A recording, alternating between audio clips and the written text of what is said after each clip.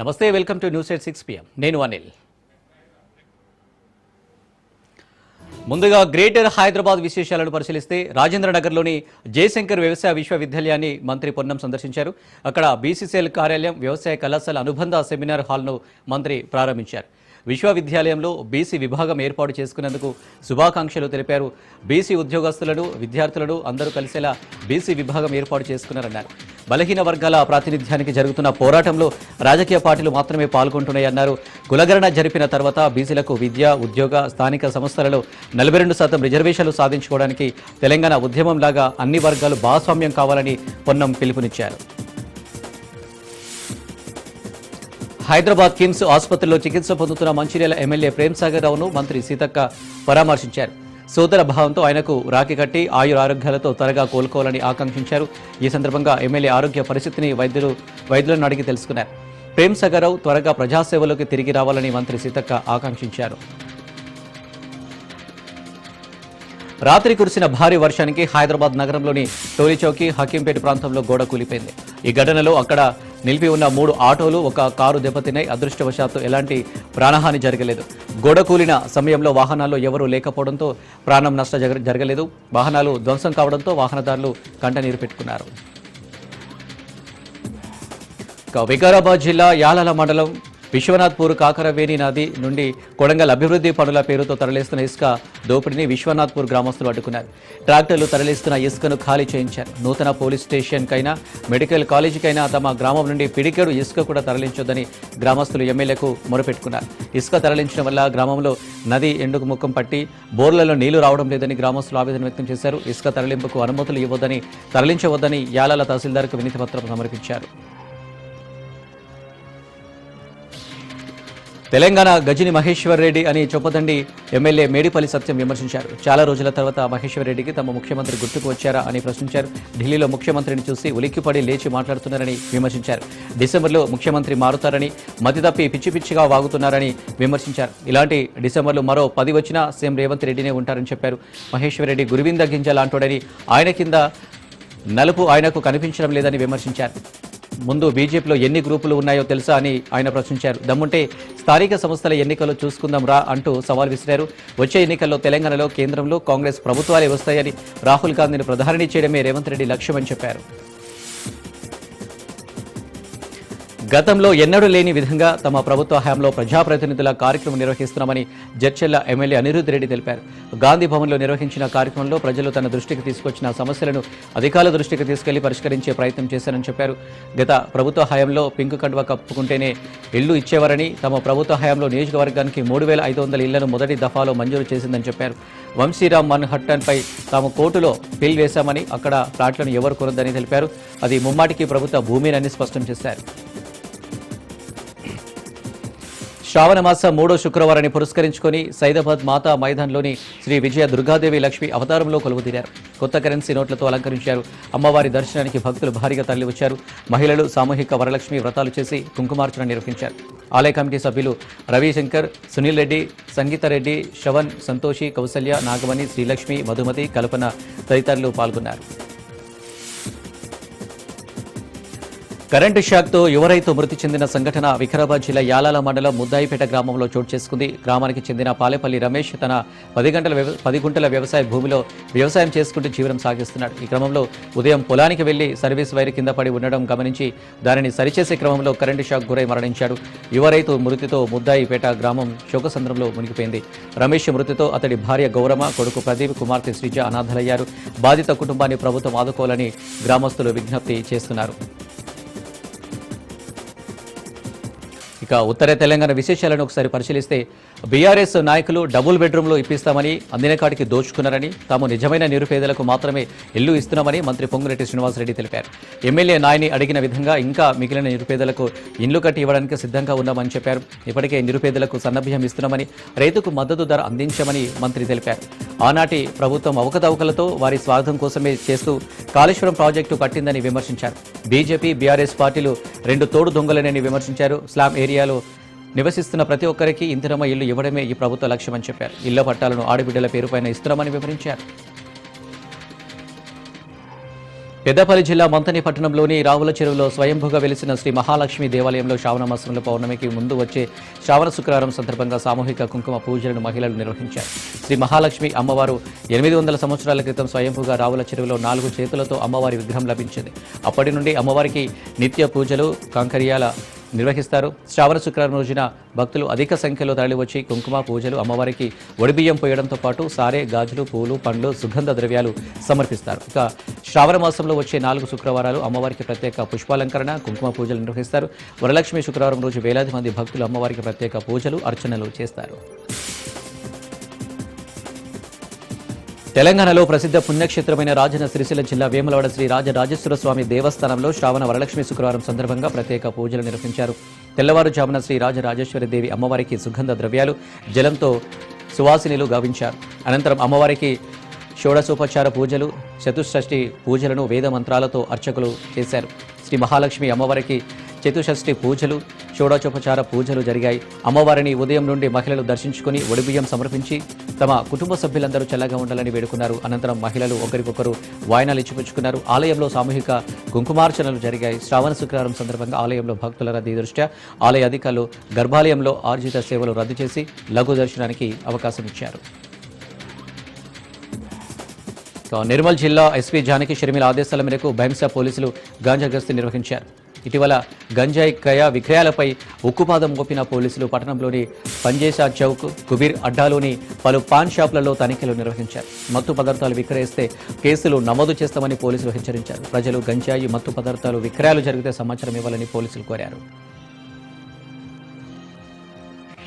కుమరంభీం జిల్లా ఎస్పీ కాంతిలాల్ పాటిల్ ఆదేశాల మేరకు వాంకిడి మండల ఖమానా గ్రామంలో పోలీసులు నాకాబందీ కార్యక్రమం నిర్వహించారు. గ్రామంలోని పలు ప్రాంతాల్లో 25 మంది పోలీసు సిబ్బందితో తనిఖీలు నిర్వహించారు. ఈ సందర్భంగా వాంకిడి ఎస్ఐ ప్రశాంత్ మాట్లాడుతూ వాంకిడి మండలంలోని ఖమానా గ్రామంలో నాకాబందీ కార్యక్రమాన్ని నిర్వహించి సరైన ధృవపత్రాలు లేని 25 ద్విచక్ర వాహనాలకు జరిమానా విధించామని చెప్పారు. అలాగే డ్రంక్ అండ్ డ్రైవ్లో పట్టుబడిన 4పై కేసు నమోదు చేసినట్టు తెలిపారు. గ్రామీణ ప్రాంతాల్లో శాంతి భద్రతలకు విఘాతం కలిగిస్తే కఠిన చర్యలు తప్పవని హెచ్చరించారు.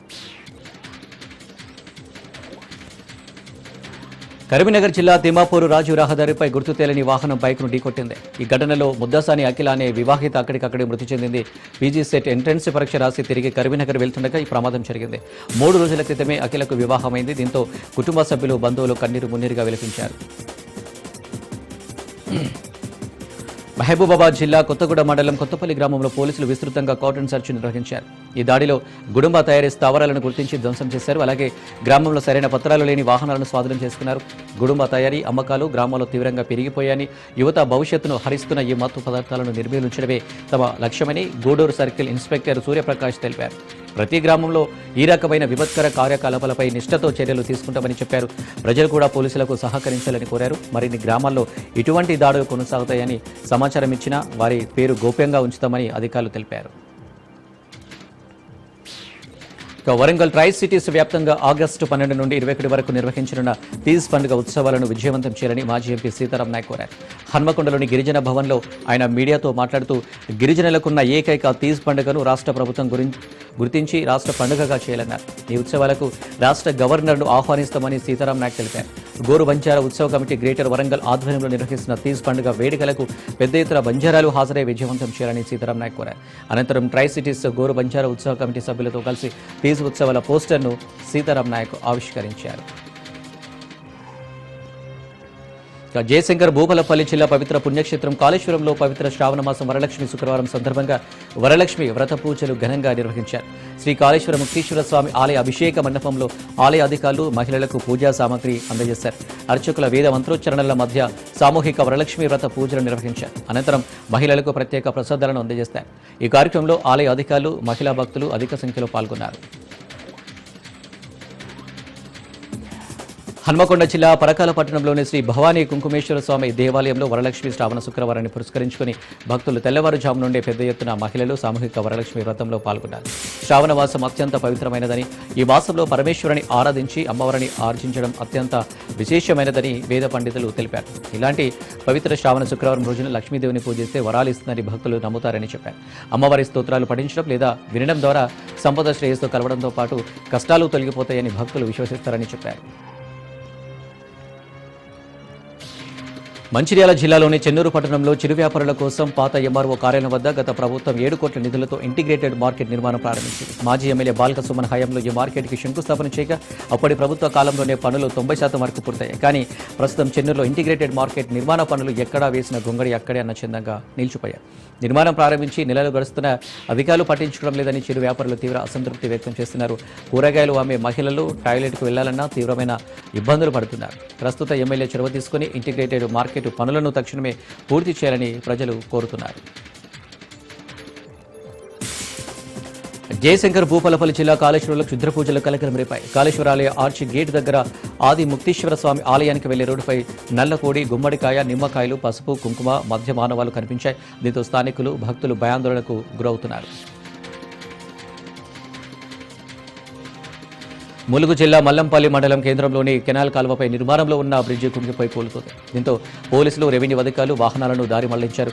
ములుగు నుండి వరంగల్ వెళ్లే వాహనాలు వయా అబ్బాపూర్, రేగొండ, పరకాల, గూడేపాడు వైపు మళ్లించారు. హన్మకొండ నుండి ములుగు వచ్చే వాహనాలను గూడేపాడు, రేగొండ, అబ్బాపూర్, ములుగు నుండి వెళ్లాలని పోలీసులు సూచించారు. బ్రిడ్జికి ఇరువైపులా భారీ కేర్లను ఏర్పాటు చేశారు. కోడిమ్యాల తాజ్ మాజీ ఎంపీపీ మెన్నేని స్వర్ణలత అత్త ప్రేమలతను ఈ నెల 6న హత్య చేసిన ఘటనలో నిందితుడు సురభి రఘునందన్ రావును కోడిమ్యాల పోలీసులు అరెస్టు చేశారు. జగిత్యాల జిల్లా కోడిమ్యాల మండలం నాచుపల్లి గ్రామంలో ప్రేమలతను హత్య చేశారు. నిందితుడిని పోలీసులు అరెస్టు చేసి మీడియా ముందు హాజరుపరిచారు. నిందితుడు సురభి రఘునందన్ రావును చూస్తేనే మృతురాలు మెన్నేని ప్రేమలత బూతులు తిట్టేదని, అదేవిధంగా సంవత్సరం క్రితం మృతురాలికి నిందితుడికి జరిగిన గొడవలో భాగంగా నిందితుడు రఘునందన్ రావుదే తప్పని నిర్ణయించి పెద్దలు క్షమాపణ చెప్పించారు. దాన్ని దృష్టిలో పెట్టుకుని నిందితుడు రగిలిపోయాడని డీఎస్పీ రఘుచందర్ తెలిపారు. ఈ నెల 6న రాత్రి 9:45 సమయంలో ఒంటరిగా ప్రేమలత రావడం గమనించి కర్రలతో తల మీద బలంగా కొట్టడంతో కింద పడిపోయిందని, అనంతరం అక్కడే ఉన్న బండరాయితో తల మీద మోదీ హత్య చేశారని చెప్పారు. అనంతరం మృతదేహాన్ని ఈడ్చుకుంటూ వచ్చి మృతురాలి ఇంటి ముందు గల బావిలో పడేసి వెళ్లిపోయాడని చెప్పారు. దక్షిణ తెలంగాణ విశేషాలను పరిశీలిస్తే వనపర్తి జిల్లా కేంద్రంలోని రాజనగరం సమీపంలో శుక్రవారం గొర్రెలు, మేకల కోసం పశుసంవర్ధక శాఖ ఆధ్వర్యంలో ఏర్పాటు చేసిన టీకాల క్యాంపును కలెక్టర్ ఆదర్శ సురభి సందర్శించారు. గొర్రెలు, మేకలకు టీకాలు వేయడాన్ని పరిశీలించిన అనంతరం కలెక్టర్ మాట్లాడుతూ జిల్లాలోని అన్ని గొర్రెలు, మేకలకు సకాలంలో వ్యాధి నిరోధక టీకాలు వేయించాలని ఆదేశించారు. ప్రస్తుతం నీలి నాలుక వ్యాధి సోకకుండా అన్ని జీవాలకు బ్లూ టంగ్ వ్యాక్సిన్ ఇవ్వాలని చెప్పారు. గొర్రెలకు టీకాలు ఇచ్చే ముందు రోజు సంబంధిత రైతుకు సమాచారం ఇవ్వాలని సూచించారు. జీవాలకు నట్టల నివారణ మందులు పంపిణీ చేయాలని కలెక్టర్ను రైతులు కోరగా ప్రభుత్వం దృష్టికి తీసుకెళ్తామని కలెక్టర్ హామీ ఇచ్చారు. గొర్రె పిల్లలు సునకాల బారిన పడకుండా సంరక్షణగా జాలి పంపిణీ చేయాలని కలెక్టర్ను కోరగా పరిశీలిద్దామని చెప్పారు.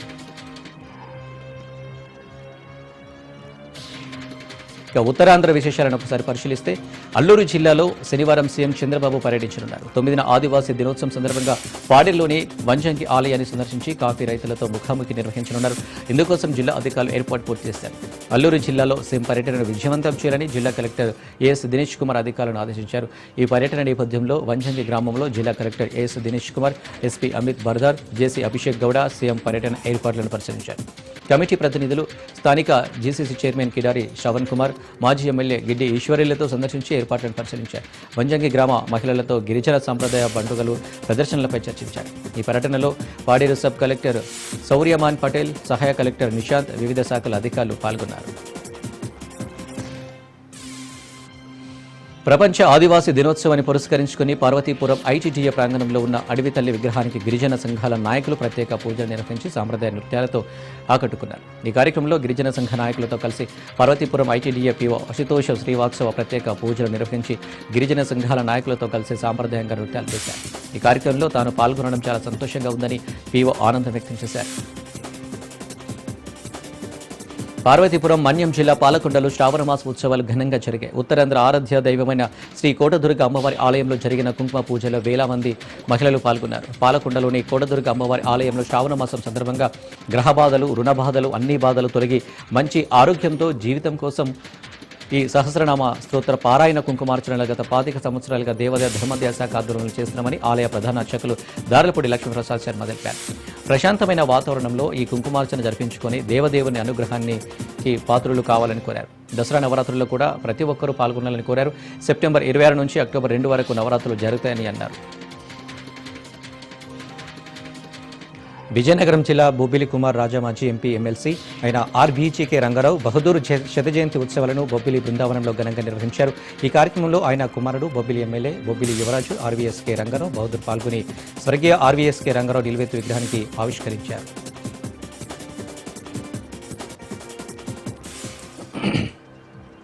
పార్వతీపురం మన్యం జిల్లా పార్వతీపురం మండల రావికోన పంచాయతీ కొత్త వలస గ్రామంలో కోర్డన్ సెర్చ్ నిర్వహించారు. కె సీతారాం అనే వ్యక్తి ఇంట్లో నాటు తుపాకీ లభించడం కలకలం రేపింది. నాటు తుపాకీని స్వాధీనం చేసుకుని కేసు నమోదు చేసినట్లు పార్వతీపురం రూరల్ పోలీసులు తెలిపారు. ఇంటి యజమాని కె సీతారాం కోసం గాలింపు చర్యలు చేపట్టినట్లు పోలీసులు వెల్లడించారు.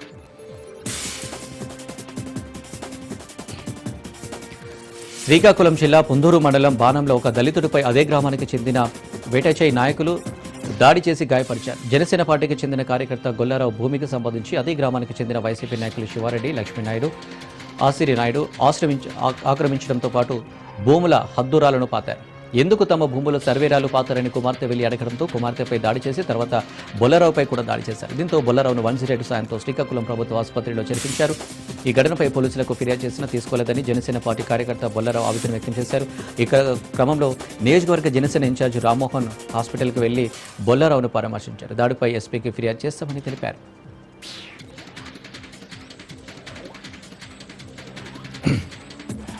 ఇక కోస్తా ఆంధ్ర విశేషాలను ఒకసారి పరిశీలిస్తే 2019 నుండి 2024 వరకు రంగుంరెడ్డి పాలనలో చేనేతలు బతుకులు బజారు పాలై ఆత్మహత్యలు చేస్తున్నారని చేనేత శాఖ మంత్రి సవిత ఆవేదన వ్యక్తం చేశారు. బాపట్ల జిల్లా చీరాలలో ఎమ్మెల్యే కొండయ్య ఆధ్వర్యంలో జరిగిన 11వ జాతీయ చేనేత దినోత్సవ కార్యక్రమంలో మంత్రి డోల బాల వీరాంజనేయ స్వామి, ఎమ్మెల్యేలు ఏలూరి సాంబశివరావు, నరేంద్ర వర్మ, ఉగ్ర నరసింహారెడ్డి, ముత్తుమాల అశోక్ రెడ్డిలతో కలిసి ఆమె పాల్గొన్నారు. ఎగ్జిబిషన్ల ద్వారా చేనేత వస్త్రాల కొనుగోలు పెంచుతామని, దీనికోసం ప్రతి నెల ఒక చోట చేనేత ఎగ్జిబిషన్లు ఏర్పాటు చేస్తామని మంత్రి సవిత తెలిపారు. రాబోయే రోజుల్లో చేనేత వస్త్రాల కొనుగోలుకు డిజిటల్ ప్లాట్ఫామ్ ఏర్పాటుకు కృషి చేస్తామని తెలిపారు. ఈ సందర్భంగా 68 స్వయం సహాయక సంఘాలకు గాను 10 కోట్ల రూపాయల చెక్కును ఆమె అందజేశారు. ఈ కార్యక్రమంలో జిల్లా collector Venkatamurali, Darsi TDP incharge Guttipati Lakshmi, maritime board chairman Damacharla Satya తదితరులు పాల్గొన్నారు. విద్యార్థుల భవిష్యత్తును ఉన్నతంగా తీర్చిదిద్దాలని ఆంధ్రప్రదేశ్ రాష్ట్ర ఆహార commission chairman CH Vijayapratap Reddy అన్నారు. పలు పాఠశాలలో తనిఖీలు నిర్వహించిన తర్వాత మచిలీపట్నం అతిథి గృహంలో ఆయన మీడియాతో మాట్లాడారు. విద్యార్థుల భవిష్యత్తును ఉన్నతంగా తీర్చిదిద్దడంలో అంకిత భావంతో కృషి చేయాలని అధికారులకు సూచించారు. సాధారణ తనిఖీలో భాగంగా ఉయ్యూరు, పామర్రు, పెడన పట్టణాల్లోని మండల పరిషత్ ప్రాథమిక పాఠశాలను తనిఖీ చేసినట్టు తెలిపారు. విద్యార్థుల తల్లిదండ్రుల నుండి వాట్సాప్ ద్వారా వచ్చిన ఫిర్యాదులను ఆయన అధికారులు విద్యార్థులకు వేరువేరుగా చదివి వినిపించి వాస్తవాలపై విచారణ చేపట్టారు. అయితే సమస్యలేవి లేవని, అధికారులు తమను బాగా చూసుకుంటున్నారని విద్యార్థులు చైర్మన్కు తెలిపారు. జిల్లా పౌర సరఫరాల అధికారి జి మోహన్ రావు తదితరులు చైర్మన్ వెంట ఉన్నారు. శ్రావణ శుక్రవారం పర్వదినం సందర్భంగా ఏలూరు జిల్లా వ్యాప్తంగా పలు అమ్మవారి దేవాలయాలకు మహిళలు క్యూ కట్టారు. వరలక్ష్మి వ్రతం సందర్భంగా అమ్మవారికి ప్రత్యేక పూజలు నిర్వహించారు. శ్రావణ మాసంలో 2వ శుక్రవారం లక్ష్మీదేవికి వరలక్ష్మి వ్రతం చేసుకోవడం అనాదిగా వస్తున్న ఆచారం. మహిళలు ఈ పండుగను ఎంతో భక్తి శ్రద్ధలతో ఆచరిస్తుంటారు. అమ్మవారికి ఇష్టమైన పిండి వంటలు నైవేద్యంగా సమర్పించుకుని భక్తి శ్రద్ధలతో వరలక్ష్మి వ్రతం నిర్వహిస్తారు. ఏలూరు అంబికాదేవి ఆలయంలో వరలక్ష్మి వ్రత వేడుకలు ఘనంగా జరిగాయి. పలువురు ముత్తైదువులతో ఆలయ ప్రాంగణంలో సామూహిక వరలక్ష్మి వ్రతం నిర్వహించారు. నగరంలో వివిధ ప్రాంతాల నుంచి వచ్చిన ముత్తైదువులతో ఆలయ ప్రాంగణం కిటకిటలాడింది.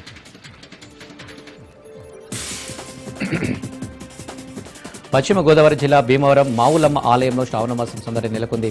మావులమ్మ అమ్మవారికి 5 లక్షల గాజులతో ప్రత్యేకంగా అలంకరించారు. శ్రావణ శుక్రవారం వరలక్ష్మి వ్రతం కావడంతో వివిధ రకాల 5 లక్షల గాజులతో ప్రత్యేకంగా అలంకరించారు. 3 రోజుల తర్వాత అలంకరణ గాజులను అమ్మవారి భక్తులకు ఆలయ అర్చకులు అందించనున్నారు. ఈ గాజులను మాలలుగా తయారు చేసి శోభయమానంగా ఆలయంలోనూ మావులమ్మకు అలంకరణ చేశారు. 3 రోజుల పాటు మావులమ్మ అమ్మవారికి గాజుల అలంకరణ ఉంచుతారు. అనంతరం అమ్మవారి దర్శనం చేసుకున్న భక్తులకు ఈ గాజులను అందజేశారు. మావులమ్మ దర్శనానికి భక్తులు బారులు తీరారు.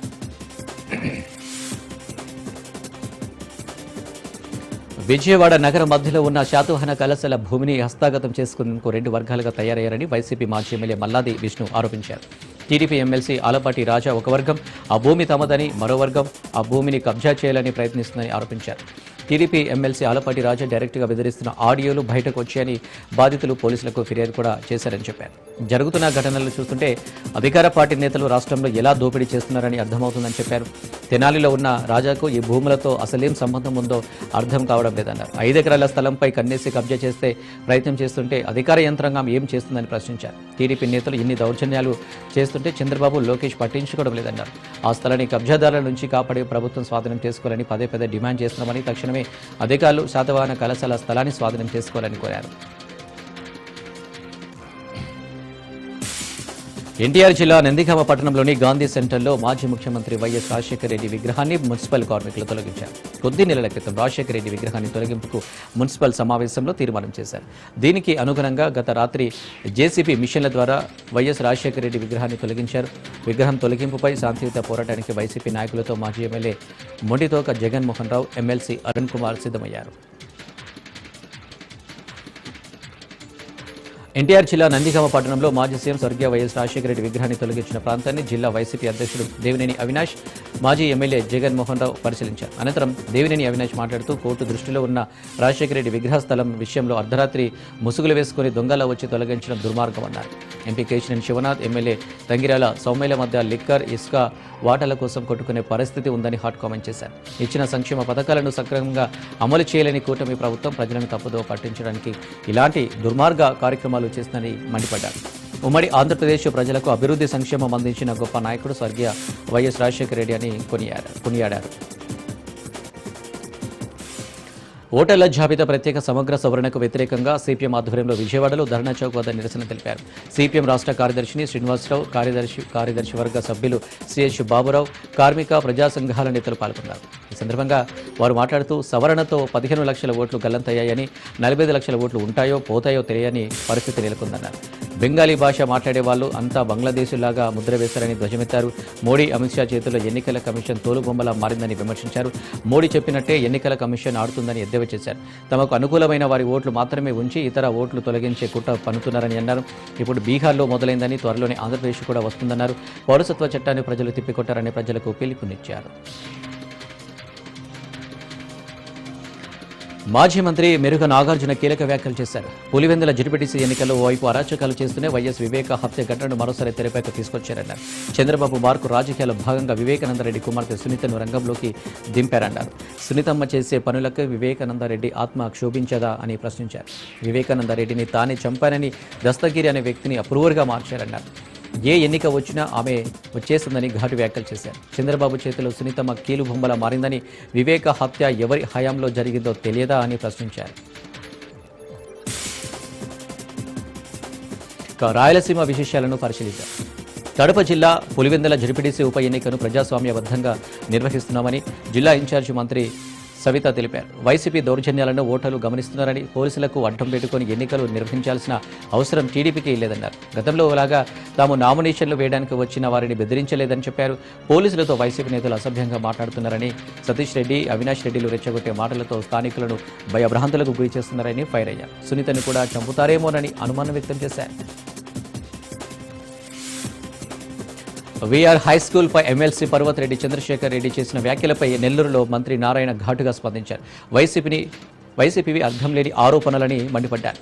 పనిపాట లేక పనికిమాలని విమర్శలు చేస్తున్నారంటూ ఆగ్రహం వ్యక్తం చేశారు. తన గురించి మాట్లాడేందుకు ఏమీ లేకపోవడంతో వీఆర్సీపై అసత్య ఆరోపణలు చేస్తున్నారని ధ్వజమెత్తారు. తాను చదివిన వీఆర్సీని అభివృద్ధి చేస్తుంటే కొందరు ఓర్వలేకపోతున్నారని ఆయన వ్యాఖ్యానించారు. పేద పిల్లలకు అన్ని సదుపాయాలతో ఉచితంగా విద్యను అందించడమే తన లక్ష్యమన్నారు. అందులో భాగంగానే నారాయణ విద్యా సంస్థలకు చెందిన మెటీరియల్ సైతం ఇచ్చామని వ్యాఖ్యానించారు. వీఆర్సీ హై స్కూల్ను చూసిన తర్వాత మంత్రి నారా లోకేష్ మంగళగిరిలో కూడా ఓ స్కూల్ని ఆధునీకరిస్తున్నారని స్పష్టం చేశారు. ఎవరైనా విమర్శలు చేసినా వీఆర్సీ హై స్కూల్ తరహాలో అన్ని స్కూళ్లను అభివృద్ధి చేస్తారని చెప్పారు. ఇలాంటి చిల్లర విమర్శలు చేస్తే 11 స్థానాల నుంచి వైసీపీ జీరోకి పడిపోవడం ఖాయమని హెచ్చరించారు. కడప జిల్లాలో వైసీపీ అరాచకాలకు అంటువదుపు లేకుండా పోయిందని టీడీపీ పొలిట్ బ్యూరో సభ్యుడు శ్రీనివాస్ రెడ్డి ఆవేదన వ్యక్తం చేశారు. 40 ఏళ్లుగా వైఎస్ ఫ్యామిలీ అధికారంలో ఉండి మంచినీళ్లు కూడా ప్రజలకు ఇవ్వలేని పరిస్థితి తీసుకొచ్చారని విమర్శించారు. నేడు ఇండిపెండెంట్ సురేష్పై దాడి చేశారని, సునీత గాయపడిన సురేష్ రెడ్డి తమ బంధువులని చెప్పారు. తాము అనుమతి తీసుకునే నల్లగొండ వారేపల్లికి వెళ్లామని, అనుమతి లేకుండా వైసీపీ వారు వచ్చి గొడవలు చేశారని చెప్పారు. తిరిగి తమకు న్యాయం కావాలని వైసీపీ నేతలు డిమాండ్ చేయడం విడ్డూరంగా ఉందన్నారు. దశాబ్దాలుగా అధికారంలో ఉండి ఆ మాట అనడం సిగ్గుచేటన్నారు. అరాచకం వాళ్ళు చేస్తే తమ వారిపై కేసులు పెట్టడం దారుణమన్నారు. తాము అరాచకం చేయాలని అనుకుంటే వారు నామినేషన్ వేయలేరని హెచ్చరించారు. తప్పకుండా లతారెడ్డి పులివెందులలో గెలవబోతుందని, అందుకే అక్కసు వెలగక్కుతున్నారని విమర్శించారు. చిత్తూరు జిల్లా పలమనేరు పట్టణం పాతపేటలో వెలిసిన శ్రీ సత్య గంగమ్మ ఆలయంలో శుక్రవారం వరలక్ష్మి వ్రతం సందర్భంగా ప్రత్యేక పూజలు నిర్వహించారు. పూజలో భక్తులు పెద్ద ఎత్తున పాల్గొన్నారు. ఆలయ ధర్మకర్త సుబ్రహ్మణ్యం శెట్టి ఆధ్వర్యంలో ప్రతి సంవత్సరం వరలక్ష్మి వ్రతం పండుగ రోజున ఘనంగా జరుపుతున్నట్లు ఆలయ అర్చకురాలు మీనాక్షి తెలిపారు. పండుగ సందర్భంగా అమ్మవారిని 6 లక్షల రూపాయల కరెన్సీ నోట్లతో అలంకరించారు. అమ్మవారి అలంకరణ భక్తులను ఆకర్షించింది. పూజా కార్యక్రమాల్లో పాల్గొన్న భక్తులకు ఆలయ కమిటీ వారు ప్రసాద నైవేద్యాలు అందించారు.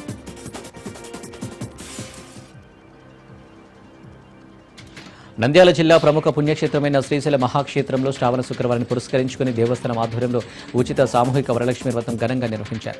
ఆలయ ఉత్తర భాగంలోని చంద్రావతి కళ్యాణ మండపంలో జరిగిన వరలక్ష్మి వ్రతంలో 1600 పైగా మహిళలు ముత్తైదువులు పాల్గొన్నారు. వరలక్ష్మి వ్రతంలో పాల్గొన్న మహిళలకు దేవస్థానమే ఉచితంగా వరలక్ష్మి వ్రత పూజ సామగ్రిని అందజేసింది. అనంతరం వ్రతంలో పాల్గొన్న మహిళలకు స్వామి అమ్మవార్ల దర్శనం కల్పించారు. వ్రతంలో పాల్గొన్న మహిళలందరికీ దేవస్థానం అన్నపూర్ణ భవనంలో భోజన ఏర్పాట్లు కూడా చేసినట్లు ఆలయ ఈవో శ్రీనివాసరావు తెలిపారు. జ్యోతిర్లింగం శక్తిపీఠం కలిసిన పవిత్రమైన క్షేత్రంలో వ్రతం నిర్వహించుకునేవారు ఎంతో అదృష్టవంతులని తెలిపారు. ఈ వ్రతంలో ఆలయ ఈవో శ్రీనివాసరావు దంపతులు, దేవస్థాన మహిళా అధికారులు పాల్గొన్నారు. తిరుపతి జిల్లా చంద్రగిరి మండలంలో తొండవాడలో భారీ వృక్షం తొలగింపుపై వాళ్ల చట్ట ఉల్లంఘన కేసు నమోదైంది. మల్లం చంద్రమోహన్ రెడ్డి, విజయభాస్కర్ రెడ్డి, చెంగారెడ్డి మరో ఇద్దరిపై కేసు నమోదైంది. చెట్టు తొలగింపుకు ఉపయోగించిన హిటాచి లారీని స్వాధీనం చేసుకున్నారు. ఆర్ఎండ్బి డిఏ అజిత్ కుమార్ రెడ్డి ఫిర్యాదుతో కేసు నమోదు చేసినట్లు పోలీసులు తెలిపారు.